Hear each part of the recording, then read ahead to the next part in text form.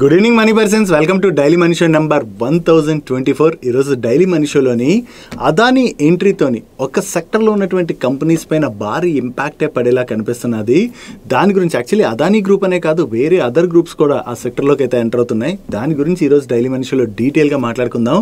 దీంతో పాటు మార్కెట్లో ఉన్న ఇంపార్టెంట్ అప్డేట్స్ అన్ని వన్ బై వన్ క్విక్గా డిస్కస్ చేసేద్దాం. ముందుగా మార్కెట్ అప్డేట్ చూసినట్లయితే ఈ రోజు సెషన్లో సెన్సెక్స్ 899 పాయింట్స్ పెరిగి 76,348 పాయింట్స్ కి క్లోజ్ అయినట్లయితే నిఫ్టీ 283 పాయింట్స్ పెరిగి 23,190 పాయింట్స్ కి క్లోజ్ అయింది. అండ్ ఈ రోజు సెషన్ లో మిడ్ క్యాప్ ఇండెక్స్ 0.56% పెరిగినట్లయితే స్మాల్ క్యాప్ ఇండెక్స్ 0.86% పెరిగింది. అండ్ బ్యాంక్ నిఫ్టీ 0.72% పెరిగింది. ఈ రోజు మార్నింగ్ నుంచి కూడా మన ఇండియన్ మార్కెట్ అయితే పాజిటివ్ గా రియాక్ట్ అయింది కదా.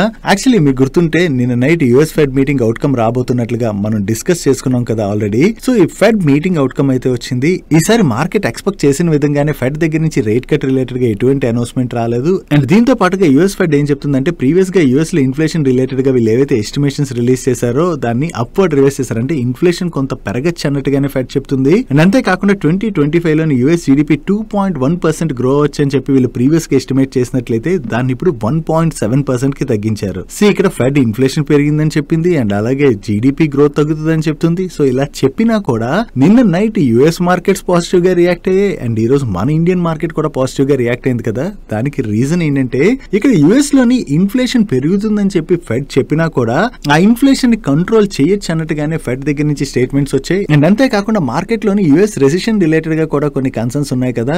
ఈ రెసిషన్ రిలేటెడ్ గా మరీ ఏమంత భయపడాల్సిన పని లేదన్నట్టుగా యుఎస్ ఫెడ్ కామెంట్స్ ని బట్టి మనం అర్థం చేసుకోవచ్చు. అండ్ దీంతో పాటుగా ప్రీవియస్ గా యుఎస్ ఫెడ్ వాళ్ళు 2025 లోని అనదర్ 2 రేట్ కట్స్ చేస్తాం అన్నట్టుగా స్టేట్మెంట్ ఇచ్చారు కదా.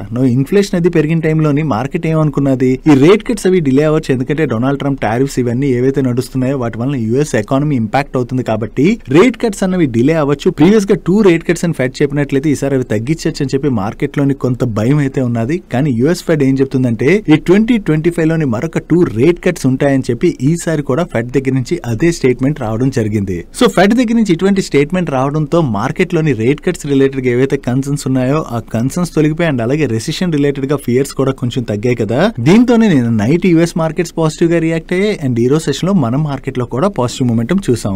మన ఇండియన్ మార్కెట్ లాస్ట్ 3 డేస్ నుంచి కొంత పాజిటివ్ గా రియాక్ట్ అవుతుంది కదా. సో మార్కెట్ లో కరెక్షన్ అయిపోయి ఇప్పుడు మార్కెట్ లో పాజిటివ్ ర్యాలీ స్టార్ట్ అయిపోతుందేమో, ఇప్పుడు ఇన్వెస్ట్ చేసేద్దాం అని చెప్పి చాలా మంది అనుకుంటారు కదా. కంగారు పడకండి. ఈ యుఎస్ ఫెడ్ మీటింగ్ అవుట్కమ్ ఏదైతే ఉన్నదో ఇది జస్ట్ 1 ఈవెంట్ మాత్రమే. కానీ మనం మార్కెట్ రిలేటెడ్ గా ఇప్పుడు ఉన్నటువంటి ఇంపార్టెంట్ థింగ్ ఏంటంటే ఈ Q4 numbers. Already Q2, Q3 numbers మన మార్కెట్ ని కొంత డిసప్పాయింట్ చేయడంతోనే మన మార్కెట్స్ కంటిన్యూస్ గా ప్రెషర్ ని ఫేస్ చేశాయి. ఈ Q4 లోని కొంతవరకు కంపెనీస్ నెంబర్స్ బెటర్ గా రావచ్చని ఎక్స్పెక్టేషన్స్ అయితే ఉన్నాయి కదా. సో చూడాలి అసలు నెంబర్స్ ఎలా వస్తాయి అన్నది. ఎలాగా మార్చ్ క్వార్టర్ ఇప్పుడు క్లోజ్ అయిపోతుంది కదా. ఏప్రిల్ మంత్ నుంచి 1 by 1 కంపెనీస్ అయితే నెంబర్స్ రిలీజ్ చేస్తాయి. సో ఈసారి కంపెనీస్ మార్కెట్ ఎక్స్పెక్టెడ్ లెవెల్లో నెంబర్స్ ని పోస్ట్ చేసినా లేదా అంతకన్నా బెటర్ గా నెంబర్స్ ని పోస్ట్ చేసినా మన మార్కెట్ లో రికవరీ చూడొచ్చు. అలా కాకుండా ఈసారి నెంబర్స్ కూడా మార్కెట్ ని డిసప్పాయింట్ చేసాయి అనుకోండి, అగైన్ మన మార్కెట్ లో కొంత వాలటిలిటీ చూసేటువంటి అవకాశం ఉంది. అందుకనే ఒకవేళ ఎవరైనా మార్కెట్ లో రికవరీ మొదలైంది కదా అని చెప్పి లంసమ్ లో అది ఇన్వెస్ట్మెంట్స్ చేద్దాం అనుకున్నట్లయితే కంగారు పడకండి. ఒకసారి Q4 నెంబర్స్ ఎలా ఉంటాయి అన్నది చూసి అప్పుడు మీ ఇన్వెస్ట్మెంట్ రిలేటెడ్ డిసిషన్ తీసుకోవడం బెటర్. కానీ ఎస్ఐపిస్ ఎవరైతే కంటిన్యూ చేస్తున్నారో ఎస్ఐపిస్ రిలేటెడ్ గా భయపడవసరం లేదు. మార్కెట్ పడినా పెరిగినా కూడా ఎస్ఐపిస్ ఎప్పుడు కూడా కంటిన్యూ చేయొచ్చు. బట్ లంసమ్ రిలేటెడ్ గా ఇన్వెస్ట్ చేద్దాం అనుకుంటున్నట్లయితే మాత్రం ఈ Q4 నెంబర్స్ ఒకసారి అబ్జర్వ్ చేయండి. ఆ నెంబర్స్ వచ్చిన టైంలోని మీకే మార్కెట్ రిలేటెడ్ గా ఒక అవగాహన వస్తుంది. దాంతోనప్పుడు లంసమ్ రిలేటెడ్ గా ఇన్వెస్ట్మెంట్ డిసిషన్ తీసుకోవడం బెటర్ అన్నది మా opinion. And April 2 Donald Trump reciprocal tariffs dead line అయితే దగ్గర పడుతున్నది కదా. ఈ రెసిప్రోకల్ టారిఫ్స్ అంటే ఎవరికైతే ఐడియా ఉన్నదో సింపుల్ గా చెప్తాను. మన కంట్రీలోకి యుఎస్ ఏవైనా ప్రొడక్ట్స్ ఎక్స్పోర్ట్ చేయాలనుకోండి, కొన్ని ప్రొడక్ట్స్ పైన మన కంట్రీ అయితే వేరియస్ టారిఫ్స్ ని విధించింది. ఆ టారిఫ్స్ విధించడం వల్ల యుఎస్ ప్రొడక్ట్స్ మన కంట్రీలోని ఎక్స్పెన్సివ్ అయిపోతాయి కాబట్టి ఆ ప్రొడక్ట్ సేల్స్ అనేవి ఇక్కడ పెద్దగా జరగవు కాబట్టి దానివల్ల యుఎస్ నష్టపోతుందని, సో ఆ టారిఫ్స్ తగ్గించాలని, ఒకవేళ ఇండియా గానీ ఆ టారిఫ్స్ తగ్గించకపోతే ఇండియా యుఎస్ ప్రొడక్ట్స్ పైన ఎటువంటి టారిఫ్స్ ని విధిస్తుందో యుఎస్ కూడా ఇండియన్ ప్రొడక్ట్స్ పైన సిమిలర్ టైప్ ఆఫ్ టారిఫ్స్ ని విధిస్తాం. దీనికి డెడ్ లైన్ April 2 గా ప్రీవియస్ గా డొనాల్డ్ ట్రంప్ అయితే కామెంట్ చేయడం జరిగింది. దీని రిలేటెడ్ గా మళ్ళీ ఇప్పుడు US president Donald Trump respond అవుతూ ఇండియా అయితే సబ్స్టాన్షియల్లీ కొన్ని టారిఫ్స్ ని తగ్గించడానికి అయితే వర్క్ చేస్తున్నదని, ఇండియా ఈ విధంగా వర్క్ చేస్తున్నా కూడా ఈ April 2 రోజున రెసిప్రోకల్ టారిఫ్స్ ఏదైతే యుఎస్ విధిస్తా అన్నదో దానికైతే అతను ఇప్పటికీ కూడా స్టిక్ అయి ఉన్నట్టుగానే కామెంట్ చేయడం జరిగింది. యాక్చువల్లీ ఆల్రెడీ ఇండియా అయితే యుఎస్ తోని డిస్కషన్స్ అయితే జరుగుతున్నది. అంటే ఈ టారిఫ్స్ తగ్గించడం విషయంలో డిస్కషన్స్ అయితే జరుగుతుంది. కాకపోతే ఒక అగ్రిమెంట్ అయితే ఎప్పటి వరకు ఫైనలైజ్ అవ్వలేదు.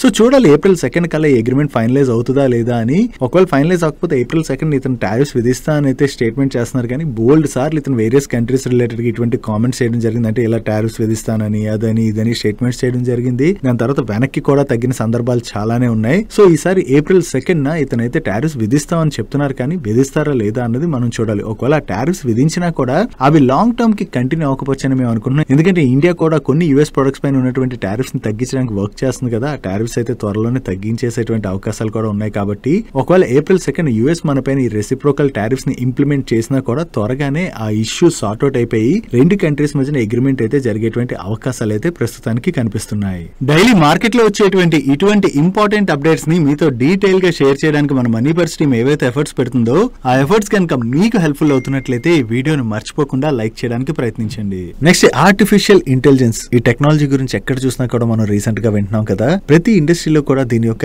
యూసేజ్ అన్నది ఆల్రెడీ మొదలైంది. అండ్ ఏ టెక్నాలజీని యూజ్ చేయడం ద్వారా మన వర్క్ ని కూడా చాలా వరకు తగ్గించుకోగలుస్తున్నాం. ఈ ఏ టెక్నాలజీ ప్రతి ఇండస్ట్రీలోని అండ్ ప్రతి ఒక్కరికి కూడా చాలా ఎక్కువగా యూజ్ అయ్యేటువంటి అవకాశం ఉండడంతో చైనా గవర్నమెంట్ ఏం చేస్తుందంటే ఈ ఏ టెక్నాలజీలోని ప్రతి ఒక్కరికి కూడా నాలెడ్జ్ ని పెంచేందుకు గాను ప్రైమరీ అండ్ సెకండరీ స్టూడెంట్స్ కి ఈ ఆర్టిఫిషియల్ ఇంటెలిజెన్స్ రిలేటెడ్ గా కోర్సెస్ ని ఇంట్రడ్యూస్ చేస్తున్నట్లుగా బ్లూంబర్గ్ వాళ్ళు అయితే రిపోర్ట్ చేస్తున్నారు. యాక్చువల్లీ కొత్త కొత్త టెక్నాలజీస్ ఏవైతే వస్తున్నాయో ఈ టెక్నాలజీస్ అయితే ఫ్యూచర్ లో చాలా వరకు ఉపయోగపడతాయి. కాబట్టి స్కూల్స్ లోనే వీటి గురించి నేర్పించి దాని రిలేటెడ్ గా పిల్లలకి స్కిల్స్ డెవలప్ చేయడానికి చైనా అయితే ప్రయత్నిస్తున్నట్టుగా మనం అర్థం చేసుకోవచ్చు. అండ్ మీలో ఎంతమంది ఇలా మన స్కూల్స్ లో కూడా ఏ టెక్నాలజీ రిలేటెడ్ గా కోర్స్ ని ఇంప్లిమెంట్ చేయాలని చెప్పి అనుకుంటున్నారో కింద కామెంట్ సెక్షన్ లోని షేర్ చేయడానికి ప్రయత్నించండి. నిజంగా అంటే ఈ ఏ టెక్నాలజీ లాంటి కోర్సెస్ మన స్కూల్స్ లో ఇంప్లిమెంట్ చేసినట్లయితే అది మన పిల్లలకి ఎంతవరకు యూజ్ అవుతుంది అండ్ ఎంతమంది దీన్ని ఇంట్రడ్యూస్ చేయాలనుకుంటున్నారు స్కూల్స్ లో అన్నది కూడా కామెంట్ సెక్షన్ లో షేర్ చేయండి.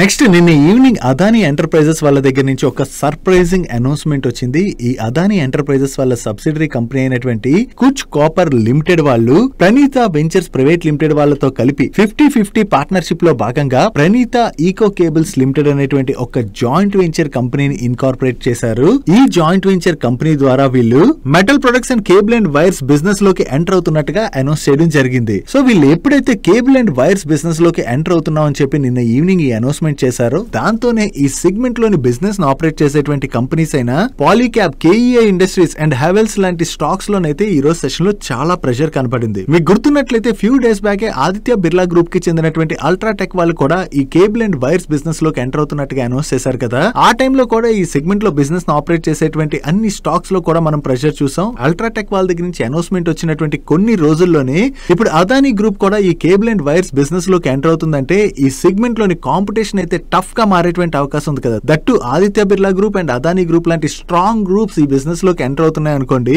ఏమవుతుంది జనరలీ అక్కడ బిజినెస్ ని కొంతవరకు డిస్టర్బ్ చేసేటువంటి అవకాశం ఉన్నది. దానివల్ల కొన్ని రోజులైతే ఈ సెగ్మెంట్ లో బిజినెస్ ను ఆపరేట్ చేసేటువంటి కంపెనీస్ యొక్క మార్జిన్స్ కూడా ఇంపాక్ట్ అయ్యేటువంటి అవకాశం ఉంది కదా. ప్రీవియస్ గా మనం పెయింట్ ఇండస్ట్రీలో కూడా ఇటువంటి కాంపిటీషన్ చూసాం. ఇప్పుడు కేబుల్ అండ్ వైర్ సెగ్మెంట్ లోకి కూడా ఇటువంటి స్ట్రాంగ్ ప్లేయర్స్ ఎంటర్ అవుతున్నారంటే ఈ బిజినెస్ రిలేటెడ్ గా మార్కెట్ లో కొన్ని కన్సర్న్స్ అయితే రేజ్ అయ్యాయి. దాంతో ఈ రోజు సెషన్ ఈ సెగ్మెంట్ లో బిజినెస్ ని ఆపరేట్ చేసేటువంటి అన్ని స్టాక్స్ లో కూడా ప్రెషర్ కనపడింది. చూడాలి ఇన్ని కంపెనీస్ ఎంటర్ అవుతున్నాయి కదా, వీళ్ళు ఎంటర్ అయిన తర్వాత ఈ బిజినెస్ ని ఈ కంపెనీస్ ఎంత స్ట్రాంగ్ గా గ్రో చేస్తారు అన్నది కూడా చాలా ఇంపార్టెంట్. ఒకవేళ ఈ సెగ్మెంట్ లో అల్ట్రాటెక్ వాళ్ళు అండ్ అదానీ గ్రూప్ వాళ్ళు స్ట్రాంగ్ గా బిజినెస్ ని కనుక గ్రో చేయగలిసారు అనుకోండి, దాంతో ఈ సెగ్మెంట్ లో బిజినెస్ ని ఆపరేట్ చేసేటువంటి అదర్ కంపెనీస్ అయితే వీళ్ళ దగ్గర నుంచి టఫ్ కాంపిటీషన్ నే ఫేస్ చేయబోతున్నట్టుగా మనం అర్థం చేసుకోవచ్చు.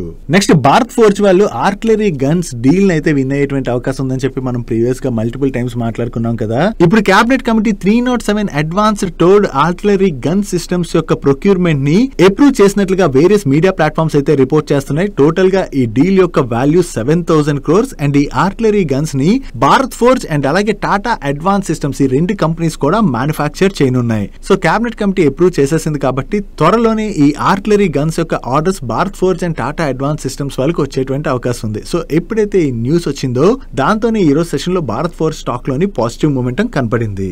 నెక్స్ట్ ఈ వీక్ లోని BYD వాళ్ళ సూపర్ ఫాస్ట్ ఛార్జింగ్ గురించి మనం ఆల్రెడీ విన్నాం కదా. ఈ BYD వాళ్ళ సూపర్ ఫాస్ట్ ఛార్జింగ్ టెక్నాలజీని యూజ్ చేయడం ద్వారా 1 మెగావాట్ బ్యాటరీని 5 minutes లోనే ఛార్జ్ చేయొచ్చు అని చెప్పి వీళ్ళు ఎప్పుడైతే అనౌన్స్ చేశారో ఎలక్ట్రిక్ వెహికల్ సెగ్మెంట్ లోని బిగ్ రెవల్యూషన్ రాబోతున్నట్టుగా మనం ఆల్రెడీ డిస్కస్ చేసుకున్నాం కదా. సో BYD దగ్గర నుంచి ఎప్పుడైతే అనౌన్స్మెంట్ వచ్చిందో రిమైనింగ్ కంపెనీస్ కూడా ఈ సూపర్ ఫాస్ట్ టెక్నాలజీ రిలేటెడ్ గా వర్క్ చేయొచ్చు అని చెప్పి కూడా మనం డిస్కస్ చేసుకున్నాం. దీని రిలేటెడ్ గా ఇప్పుడు మన ఇండియన్ కంపెనీ దగ్గర నుంచి ఒక ఇంట్రెస్టింగ్ అనౌన్స్మెంట్ వచ్చింది. BYD వాళ్ళది 1 మెగావాట్ ర్యాపిడ్ ఛార్జింగ్ టెక్నాలజీ అయితే మన ఇండియన్ కంపెనీ అయినటువంటి ఎక్స్పోనెంట్ ఎనర్జీ వాళ్ళు 1.5 మెగావాట్ ర్యాపిడ్ ఛార్జింగ్ సిస్టమ్ అయితే వీళ్ళ దగ్గర ఉన్నదని, ఇది వరల్డ్ లోనే first 1.5 megawatt ultra fast charging system అని చెప్పి వీళ్ళు క్లెయిమ్ చేస్తున్నారు. వీళ్ళు 1 మెగావాట్ ర్యాపిడ్ ఛార్జింగ్ ని ఎప్పుడో అచీవ్ చేసేసామని, ఈ 1.5 megawatt ultra fast charging system ని ఈ 2 కల్లా వీళ్ళు లాంచ్ చేయబోతున్నట్టుగా కూడా వీళ్ళ మేనేజ్మెంట్ కామెంట్ చేయడం జరిగింది. సో ఈ 1.5 megawatt ultra fast charging system ని 15 మినిట్స్ లోనే ఫుల్ ఛార్జింగ్ చేయొచ్చని, దీని రిలేటెడ్ గా కంపెనీ అయితే ఫుల్ ఫ్లెజ్డ్ గా వర్క్ చేస్తున్నట్లుగా,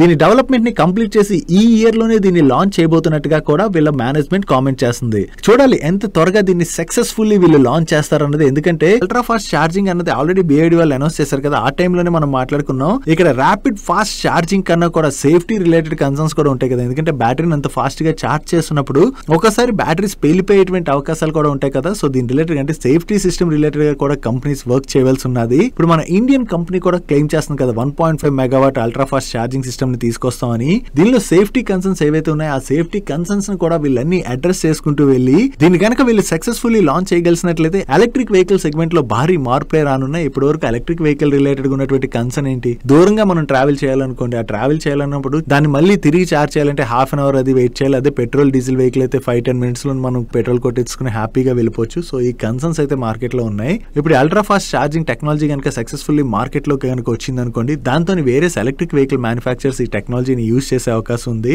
సో దీన్ని OEMs యూజ్ చేసినట్లయితే మరిన్ని ఎలక్ట్రిక్ వెహికల్స్ అయితే సేల్ అయ్యేటువంటి అవకాశాలు కూడా ఉన్నాయి. ఈ కంపెనీ టెక్నాలజీని లాంచ్ చేసిన తర్వాత చాలా మందికి ఈ కంపెనీ రిలేటెడ్ గా ఇంట్రెస్ట్ పెరుగుతుంది కదా, ఎందుకంటే ఎలక్ట్రిక్ వెహికల్ మ్యానుఫ్యాక్చర్స్ కూడా వీళ్ళ దగ్గర నుంచి ఈ టెక్నాలజీని యూజ్ చేసుకుంటారు కాబట్టి దానివల్ల ఈ కంపెనీ బాగా గ్రో అవుతుంది.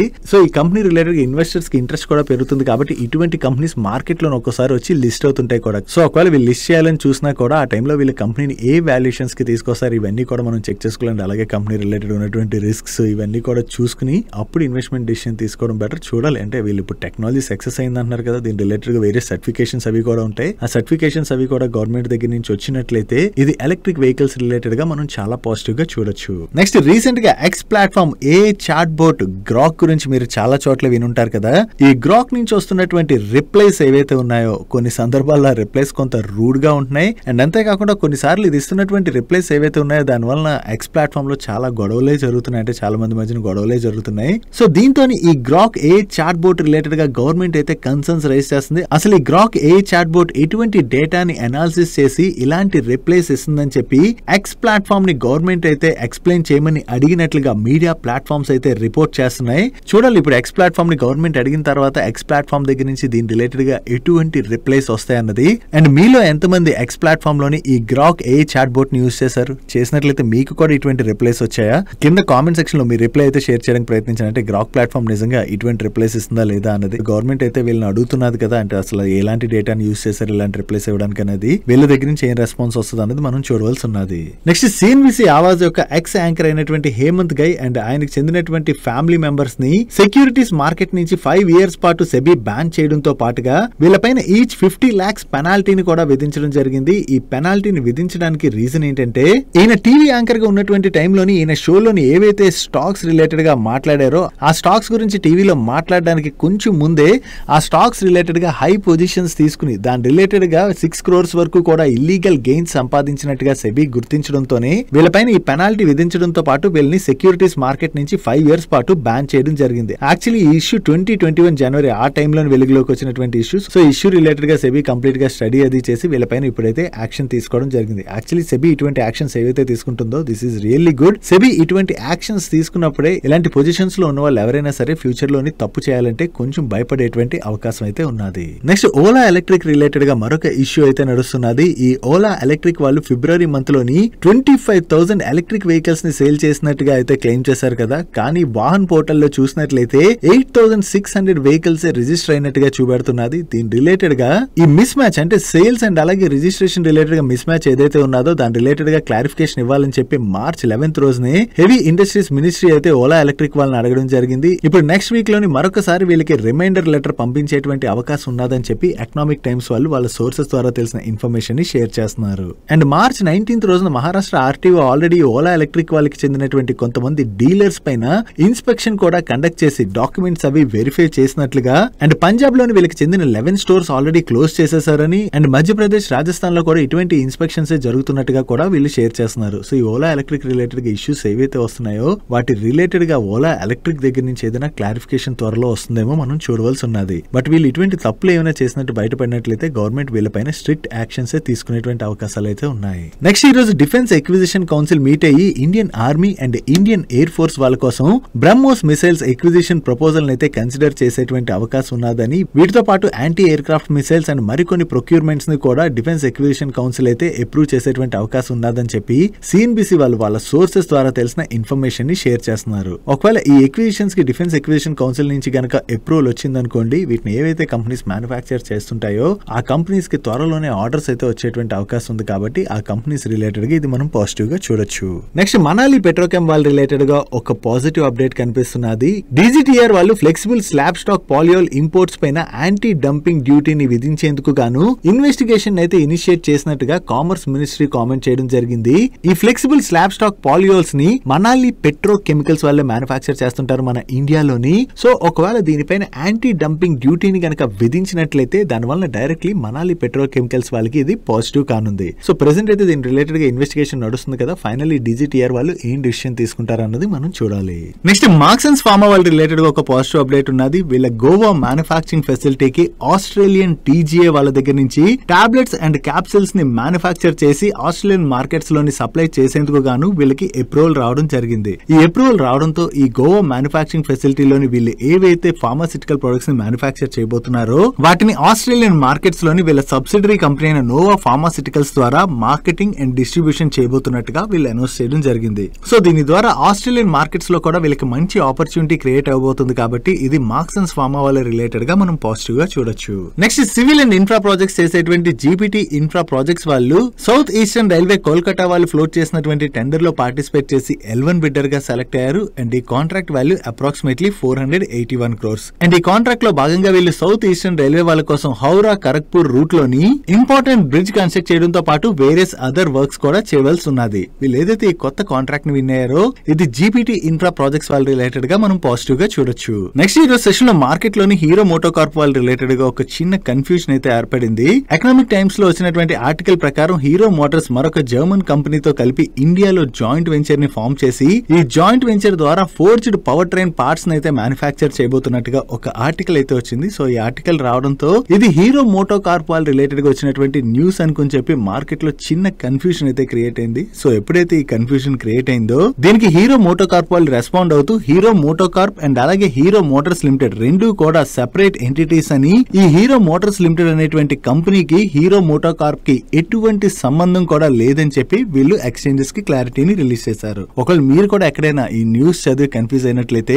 ఆ వచ్చినటువంటి న్యూస్ కి హీరో మోటోకార్ప్ కి ఎటువంటి సంబంధం అయితే లేదన్నది మీరు అబ్జర్వ్ చేయాలి. నెక్స్ట్ డిఫెన్స్ సెక్టర్ లోని వాళ్ళ సర్వీసెస్ ఆఫర్ చేసేటువంటి పారస్ డిఫెన్స్ వాళ్ళకి మినిస్ట్రీ ఆఫ్ డిఫెన్స్ దగ్గర నుంచి కొత్తగా ఒక ఆర్డర్ వచ్చింది. ఈ ఆర్డర్ వాల్యూ అప్రాక్సిమేట్లీ 142 crores. ఈ ఆర్డర్ లో భాగంగా వీళ్ళు laser source module and integration with beam control system ని డెవలప్ చేయవలసి ఉన్నది. ఇది యాంటీ డ్రోన్ అండ్ అలాగే యాంటీ మిసైల్ అప్లికేషన్స్ లో యూజ్ చేసేటువంటి high power laser system. So వీళ్ళకి ఏదైతే ఈ కాంట్రాక్ట్ వచ్చిందో దీన్ని వీళ్ళు 24 months లోనే ఎగ్జిక్యూట్ చేయవలసి ఉన్నది. సో వీళ్ళు కొత్తగా వినేటువంటి ఈ ఆర్డర్ పారస్ డిఫెన్స్ వాళ్ళ రిలేటెడ్ గా మనం పాజిటివ్ గా చూడొచ్చు. నెక్స్ట్ 4-wheeler OEMs అయితే కంటిన్యూస్ గా 1 by 1 ప్రైస్ హైక్ చేసుకుంటూ వెళ్తున్నాయి కదా. రీసెంట్ గానే మారుతి సుజుకి వాళ్ళు వాళ్ళకి చెందిన వేరియస్ మోడల్స్ పైన ఏప్రిల్ మంత్ నుంచి ప్రైస్ హైక్ చేస్తున్నట్టుగా అనౌన్స్ చేశారు. దాంతో పాటు టాటా మోటార్స్ వాళ్ళు వాళ్ళ commercial vehicles and passenger vehicles కూడా ప్రైస్ హైక్ చేస్తున్నట్టుగా అనౌన్స్ చేశారు ఏప్రిల్ నుంచి.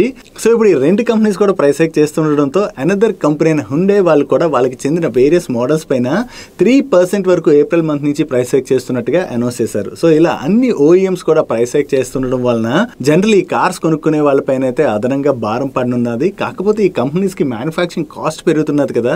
సో ఆ కాస్ట్ పెరుగుతుండడం వల్ల వాళ్ళ మార్జిన్స్ ఇంపాక్ట్ అవ్వకుండా ఉండడానికి ఈ ప్రైస్ ని ఎండ్ యూజర్ కి పాస్ ఆన్ చేసేస్తున్నారు. కాబట్టి ఇది కంపెనీస్ రిలేటెడ్ గా అయితే మనం పాజిటివ్ గా చూడొచ్చు. ఇంకా ఈ కార్ మ్యానుఫ్యాక్చరింగ్ కంపెనీస్ ఫర్దర్ గా కూడా ప్రైస్ హైక్ చేయొచ్చు. యాక్చువల్ జనవరిలోనే వీళ్ళు ప్రైస్ హైక్లు తీసుకున్నారు, మళ్ళీ ఇప్పుడు తీసుకుంటున్నారు. ఇంకా ఈ ఇయర్ లో ఎన్నిసార్లు వీళ్ళు ప్రైస్ హైక్స్ చేస్తారన్నది మనం చూడవలసి ఉన్నది. ఎందుకంటే రా మెటీరియల్ కాస్ట్ కంటిన్యూస్ గా పెరుగుతున్నది కదా. సో ఆ కాస్ట్ అయితే వీళ్ళు ఎండ్ యూజర్ కి పాస్ ఆన్ చేయడానికి ప్రయత్నిస్తున్నట్టుగా మనం అర్థం చేసుకోవచ్చు. నెక్స్ట్ ఆంధ్రప్రదేశ్ గవర్నమెంట్ అమరావతిలోని వేరియస్ కన్స్ట్రక్షన్స్ చేయబోతుంది కదా. ఈ కన్స్ట్రక్షన్స్ చేయాలంటే వేరియస్ కంపెనీస్ ని టెండర్స్ కి అయితే పిలిచింది. ఆ టెండర్స్ లో భాగంగా ఇప్పుడు ఎన్సీసీ వాళ్ళకి ఆంధ్రప్రదేశ్ గవర్నమెంట్ దగ్గర నుంచి 2,000 కోట్ల పైన ఆర్డర్ వచ్చింది. ఈ ఆర్డర్ లో భాగంగా ఎన్సీసీ వాళ్ళు అమరావతిలోని రోడ్స్, డ్రైన్స్, వాటర్ సప్లై ఇటువంటి వాటి రిలేటెడ్ గా వేరియస్ కన్స్ట్రక్షన్స్ అయితే చేయవలసి ఉన్నది. అండ్ ఈ కన్స్ట్రక్షన్స్ అన్నిటిని వీళ్ళు 2 years లో కంప్లీట్ చేయాలి. సో ఏపీ గవర్నమెంట్ దగ్గర నుంచి ఏదైతే ఈ కొత్త ఆర్డర్ వచ్చిందో అది ఎన్సీసీ వాళ్ళ రిలేటెడ్ గా మనం పాజిటివ్ గా చూడొచ్చు. Next solar modules and panels manufacture చేసేటువంటి ఇన్సోలేషన్ ఎనర్జీ వాళ్ళకి కంటిన్యూస్గా ఆర్డర్స్ వస్తున్నాయి కదా. ఇప్పుడు వీళ్ళకి అజ్మీర్ విద్యుత్ వితరణ్ నిగమ్ లిమిటెడ్ అండ్ జైపూర్ విద్యుత్ వితరణ్ నిగమ్ లిమిటెడ్ వీళ్ళ దగ్గర నుంచి కొన్ని ఆర్డర్స్ వచ్చాయి. ఈ ఆర్డర్స్ మీరు ఇక్కడ స్క్రీన్ పై చూడొచ్చు. ఈ ఆర్డర్స్ లో భాగంగా వీళ్ళు టోటల్ గా 38.43 మెగావాట్ పవర్ ప్రాజెక్ట్స్ కోసం వీళ్ళు వేరియస్ వర్క్స్ అయితే చేయవలసి ఉన్నది. ఈ వర్క్స్ చేయడంతో పాటు ఈ ప్రాజెక్ట్స్ కి వీళ్ళు 25 years పాటు ఆపరేషన్ అండ్ మెయింటెనెన్స్ సర్వీసెస్ కూడా అందించాలి. అండ్ ఈ contract value approximately 134 crores. So వీళ్ళు కొత్త ఆర్డర్స్ ఏవైతే ఇలా విన్ అవుతున్నారో ఇది ఇన్సులేషన్ ఎనర్జీ వాళ్ళ రిలేటెడ్ గా మనం పాజిటివ్ గా చూడొచ్చు. Next garden reach ship builders వాళ్ళు నాగాలాండ్ పీడబ్ల్యూడి డిపార్ట్మెంట్ తోని ఒక ఎంఓయూ సైన్ చేశారు. ఈ ఎంఓయూలో భాగంగా నాగాలాండ్ స్టేట్ కోసం గార్డెన్ రీచ్ షిప్ బిల్డర్స్ వాళ్ళు 8 set of double lane modular steel bridges ని మ్యానుఫ్యాక్చర్ చేసి సప్లై చేయవలసి ఉన్నది. నెక్స్ట్ రెన్యూబుల్ ఎనర్జీ ప్రాజెక్ట్స్ కి ఈపీసీ సర్వీసెస్ ప్రొవైడ్ చేసేటువంటి కేపీఐ గ్రీన్ ఎనర్జీ వాళ్ళ రిలేటెడ్ ఒక పాజిటివ్ అప్డేట్ ఉన్నది. వీళ్ళ సబ్సిడరీ కంపెనీ అయినటువంటి సన్ డ్రాప్ ఎనర్జియా ప్రైవేట్ లిమిటెడ్ వాళ్ళు టోటల్ గా 14.9 మెగావాట్ పవర్ ప్రాజెక్ట్స్ ని డెవలప్ చేసేందుకు గాను కొత్తగా ఎల్ఓఏ రిసీవ్ చేసుకోవడం జరిగింది. సో ఇలా వేరియస్ ప్రాజెక్ట్స్ రిలేటెడ్ గా వీళ్ళకి ఏవైతే ఆర్డర్స్ వస్తున్నాయో అది కేపీఐ గ్రీన్ ఎనర్జీ వాళ్ళ రిలేటెడ్ గా మనం పాజిటివ్ గా చూడొచ్చు. That's it for today's daily munch. ఈ రోజు డైలీ మంచ్ లో మేము షేర్ చేసిన ఇన్ఫర్మేషన్ మీకు హెల్ప్ఫుల్ అయినట్లయితే ఈ వీడియోని లైక్ చేయండి. Video me friends and family members helpful అవుతుంటే ఈ వీడియోని వాళ్ళకి షేర్ చేయండి. అండ్ మీరు ఇదే ఫస్ట్ టైం మన మనీ పర్ ఛానల్కి వచ్చి ఛానల్ ఇంకా సబ్స్క్రైబ్ చేసుకోలేనట్లయితే ఇక్కడ ఉన్న ఛానల్ లోగో మీద క్లిక్ చేసి ఛానల్ సబ్స్క్రైబ్ చేసుకుంటూ పక్కన బెల్ ఐకాన్లోని ఆల్ నోటిఫికేషన్స్ యాక్టివేట్ చేసుకోండి.